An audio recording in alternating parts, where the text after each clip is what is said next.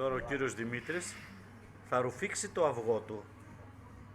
Καθαρίζει το αυγό του και σε λίγο θα το ρουφήξει με το κουταλάκι, ψωμάκι. Κοιτάξτε. Βάσω το αλάτι. Δεν έχει αλάτι. Α, είπε στη Βάσο να φέρει το αλάτι. Άνοιξε το ντουλάπι, να βγει το αλάτι. Άσε να πάω, φεύγω. Εντάξει. Πήρατε μια γεύση από το απογευματινό φαγητό του κυρίου Δημήτρη, γιατί αυτό το έχει συστήσει ο διατροφολόγος Διαξίνα τοξινολόγος, πως λέγεται, δεν θυμάμαι. Για να μην φουσκώνει το στοματάκι του, ορίστε το αυγουλάκι. Ορίστε το αυγουλάκι. Τώρα ψάχνει για αλατάκι.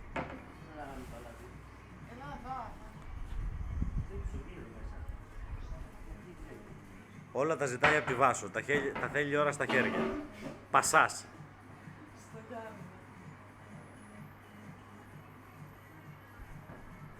Λοιπόν, ας τον αφήσουμε τώρα να φάει με την ησυχία του.